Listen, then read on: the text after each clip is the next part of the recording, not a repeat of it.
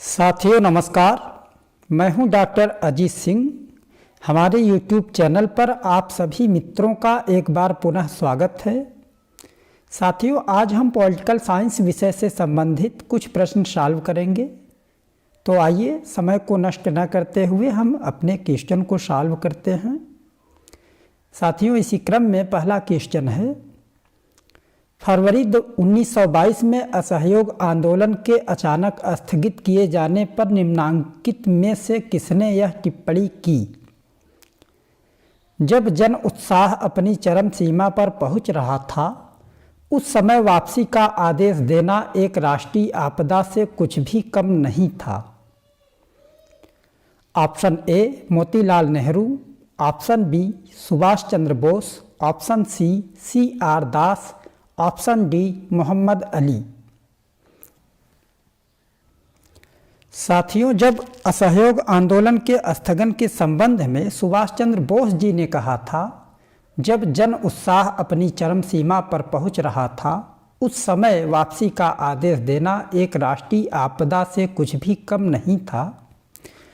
इसलिए वर्ष 1920 या 22 में गांधी जी के नेतृत्व में असहयोग आंदोलन चल रहा था कि 5 फरवरी 1922 को उत्तर प्रदेश के गोरखपुर जिले में चौरी चौरा नामक स्थान के थाने पर जनता ने आक्रमण करके पुलिस के 22 जवानों को जिंदा जला दिया। इस हिंसा के विरोध में गांधी जी ने 12 फरवरी 1922 को बारदोली में हुई कांग्रेस की बैठक में असहयोग आंदोलन को वापस लेने की घोषणा कर दी थी और इसी के संबंध में सुभाष चंद्र बोस जी ने यह कथन कहा था। तो साथियों, इसलिए इसका करेक्ट आंसर ऑप्शन बी हो जाएगा। नेक्स्ट, निम्नलिखित में से कौन होम रूल आंदोलन से संबंधित था? लाला लाजपत राय, मदन मोहन मालवीय, लोकमान्य तिलक, एम.जी. राणा डे। तो साथियों, होम रूल आंदोलन से संबंधित नेता लोकमान्य बाल गंगाधर तिलक जी थे। अप्रैल 1916 में तिलक ने पूना में होम रूल लीग की स्थापना की। इसके प्रथम अध्यक्ष जोसेफ बैप्टिस्टा एवं सचिव एन.सी. केलकर थे। तिलक द्वारा स्थापित लीग के कमेटी के सदस्यों में जी.आर. खारपडे, बी.एस. मुंजे एवं आर.पी. करिंडर चुने गए। तिलक द्वारा स्थापित लीग का प्रभाव कर्नाटक, महाराष्ट्र, मध्य प्रांत एवं बरार तक फैला था। एनी बेसेंट ने भी वर्ष 1916 में होम रूल लीग की स्थापना की थी। तो साथियों, इसलिए इसका करेक्ट आंसर ऑप्शन सी हो जाएगा। निम्न में से किसने तीनों गोलमेज सम्मेलनों में भाग लिया था? Sardar Patel, B R. Ambedkar, M K. Gandhi, Jawaharlal Nehru. Doctor Bhimrao Ambedkar तीनों गोलमेज सम्मेलनों में भाग लेने वाले भारतीय प्रतिनिधि थे। तो इसलिए साथियों, इसका करेक्ट आंसर ऑप्शन बी हो जाएगा। नेक्स्ट, निम्नलिखित में से कौन सी एक विशेषता नव लोक प्रबंध की नहीं है? स्थानीयकरण, वाहकरण, राजनीतिकरण, विनौकरशाहीकरण। तो साथियों, राजनीतिकरण जो है नव लोक प्रबंध की विशेषता नहीं है। इसके अंतर्गत राज्य की भूमिका को सीमित करने का प्रयास किया जाता है। कुशलता और मितव्ययिता नव लोक प्रबंध का सार है। अतः संस्थाओं की कार्यप्रणाली में स्वायत्तता आवश्यक है। तो इसलिए इसका करेक्ट आंसर ऑप्शन सी हो जाएगा। भारत जैसे विकासशील समाज में लोक प्रशासन की प्रत्यक्ष भूमिका निम्नलिखित में से कौन सी है? ऑप्शन ए राजस्व जुटाना, ऑप्शन बी विधि और व्यवस्था, ऑप्शन सी सामाजिक आर्थिक पुनर्निर्माण, ऑप्शन डी सहभागितापूर्ण प्रबंध।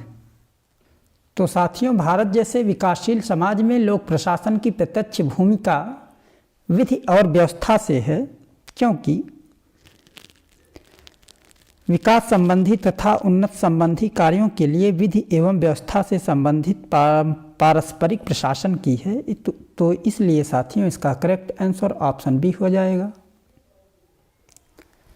पद सोपान बल देता है संगठन की इकाइयों के विभाजन पर, पिरामिडी संरचना पर, उत्तरदायित्व नीचे से शीर्ष की ओर पर, उपर्युक्त सभी पर।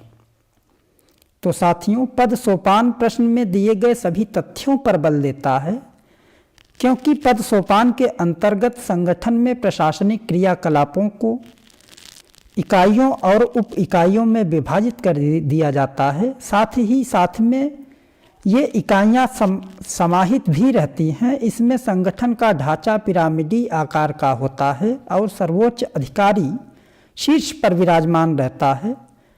उत्तरदायित्व का निर्धारण नीचे से शीर्ष की ओर होता है, क्योंकि प्रत्येक नीचे का कर्मचारी अपने से उच्च अधिकारी के प्रति उत्तरदायी होता है। तो साथियों इसलिए इसका करेक्ट आंसर ऑप्शन डी हो जाएगा।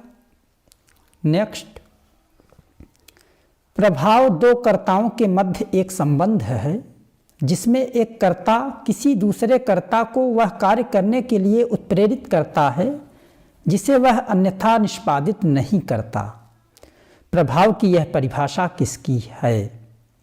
Bertrand Russell, Robert A Dahl, Max Weber, Robert Tucker. तो साथियों ये उपर्युक्त परिभाषा रॉबर्ट ए डहल की है, तो इसलिए इसका करेक्ट आंसर ऑप्शन बी हो जाएगा। नेक्स्ट, निम्नलिखित में से क्या विदेश नीति का एक निर्धारक तत्व नहीं है? सामाजिक न्याय, सैन्य शक्ति, औद्योगिक क्षमता, नेतृत्व। मित्रों, सामाजिक न्याय विदेश नीति का एक निर्धारक तत्व नहीं है, जबकि सैन्य शक्ति, औद्योगिक क्षमता तथा कुशल नेतृत्व विदेश नीति के निर्धारक तत्व हैं। तो इसलिए इसका करेक्ट आंसर ऑप्शन ए हो जाएगा। यूरोपियन एकता आंदोलन का जनक है de Gaulle, Konrad Adenauer, Jean Monnet, Robert Schuman. Robert Schuman को यूरोपियन एकता आंदोलन का जनक एवं वास्तुकार माना जाता है। ये वर्ष 1948 और 1952 में फ्रांस के विदेश मंत्री रहे। उन्होंने जीन मोनेट के सहयोग से अंतर्राष्ट्रीय स्तर पर प्रसिद्ध शुमैन प्लान तैयार किया तथा उसे 9 मई 1950 को प्रकाशित किया। तो इसलिए साथियों इसका करेक्ट आंसर ऑप्शन डी हो जाएगा। तीसरी दुनिया से तात्पर्य है ऑप्शन ए तेल उत्पादक अरब राष्ट्र, ऑप्शन बी पूर्वी यूरोप के देश, ऑप्शन सी अफ्रीकी देश, ऑप्शन डी एशिया, अफ्रीका तथा लैटिन अमेरिका के देश जो पहले गुलाम थे। साथियों तीसरी दुनिया के देशों में अफ्रीका, लैटिन अमेरिका, ओशिनिया तथा एशिया क्षेत्र के देश आते हैं जो यूरोपीय देशों के उपनिवेश रह चुके हैं, अर्थात कभी न कभी गुलाम रह चुके हैं।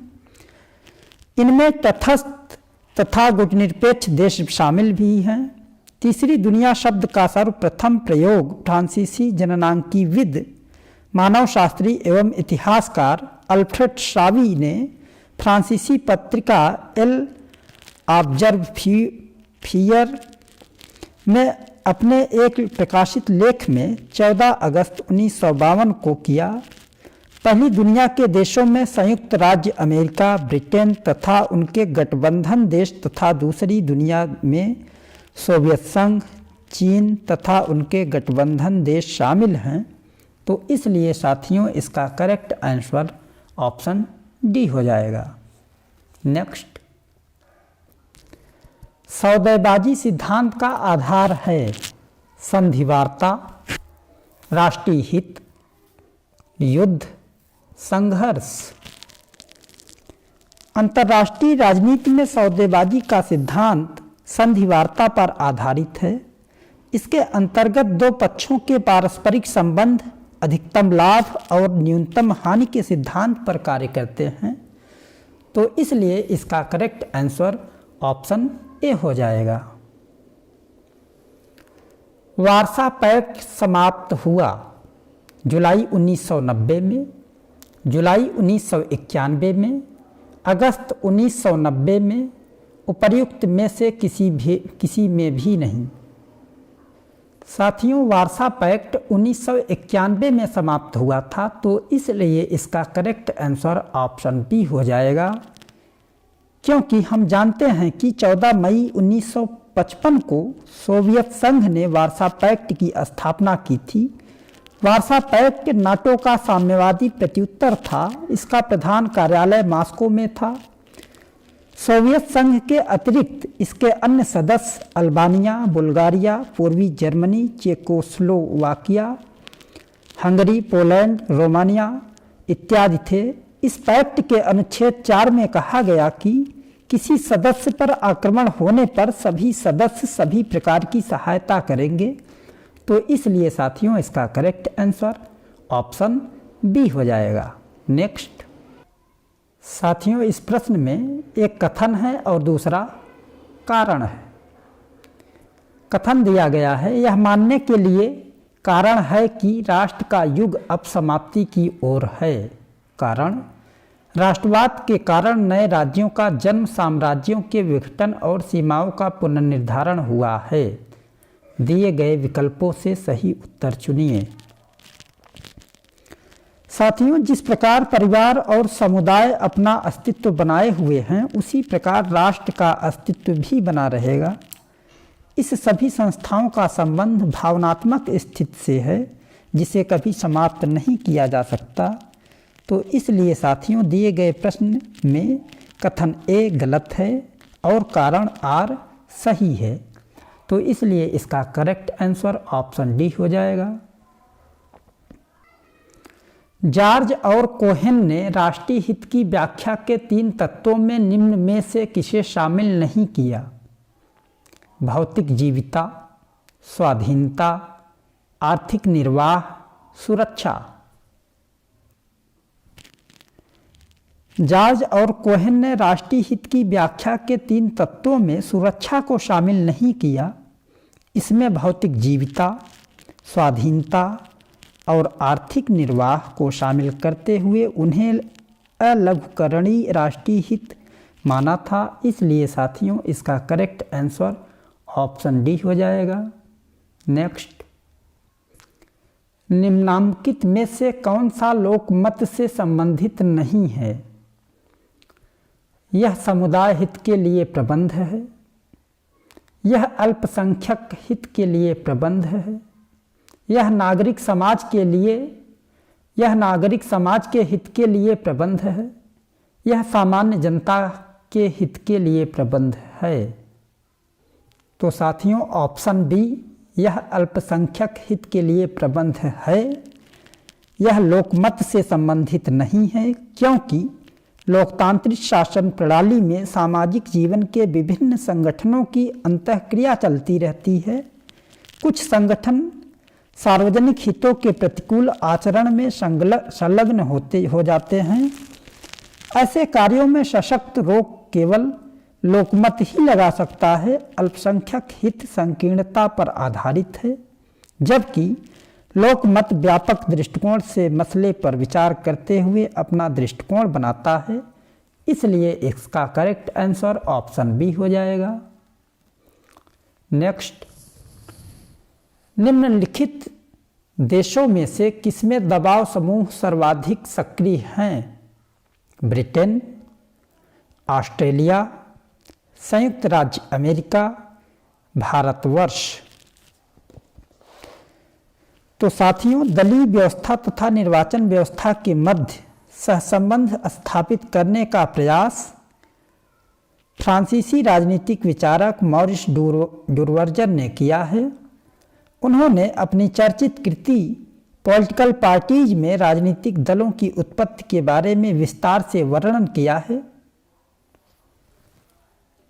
और हम बात करें अगर दबाव समूहों की जो सर्वाधिक सक्रियता है वह है संयुक्त राज्य अमेरिका में। इसका प्रमुख कारण अपने हितों के प्रति जागरूकता और संसाधनों की उपस्थिति है। अमेरिका में दबाव समूहों के द्वारा जनप्रतिनिधियों को प्रभावित करने तथा अपने पक्ष में कानून बनवाने के लिए लॉबिंग व्यवस्था खूब प्रचलित है।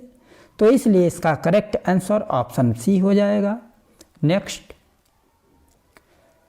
निम्न में से किसने दलीय व्यवस्था तथा निर्वाचन व्यवस्था के मध्य सह संबंध स्थापित करने का प्रयास किया?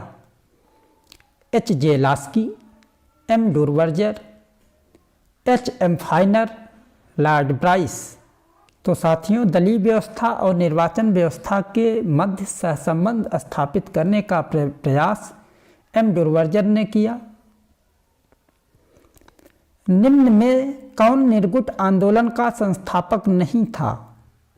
Jawaharlal Nehru, colonel Nasser, marshal Tito, colonel Gaddafi.